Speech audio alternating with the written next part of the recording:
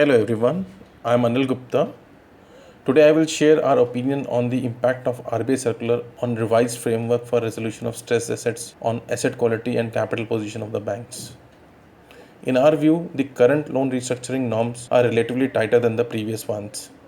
Necessary safeguards to prevent evergreening of the loan have been incorporated in this restructuring scheme. The first and the foremost important point is that only the SMA 0 borrowers as on March 1st, 2020 are eligible for restructuring. Additionally, all the restructuring plans need to be independently assessed by a credit rating agency for their viability. Further, RBI has specified a higher upfront provisioning requirement for the banks on such restructured loans, which will also banks make choosy on the loans which they restructure. We expect that the total loan restructuring volume to be at around 5 to 8% of the overall loans of the banking system. Though large, it will be likely lower than the loan book which is under the moratorium.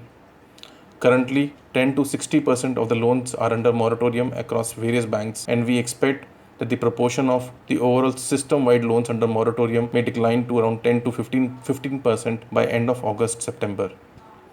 The system-wide SMA-1 and SMA-2 loans stood at 6% of the overall loans of the banks as on March 31st, 2020, and we expect a large proportion of these loans will be under the moratorium loan book of the banks and will be most vulnerable to slippage in financial year 21, as the resolution plan under the revised circular cannot be implemented to these loans. We had earlier projected a fresh NPA generation rate of 5 to 5.5% for banks during financial year 21, driving an increase in gross NPAs to 11.3 to 11.6% by March 2021 as compared to 8.5% as of March 2020.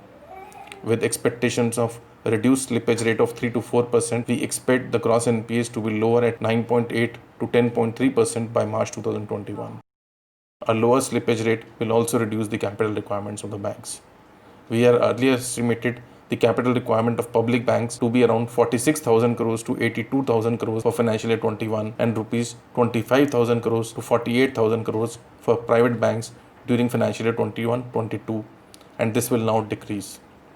Lenders today are in much better position on the loan restructuring because of their past experiences of failure in these accounts.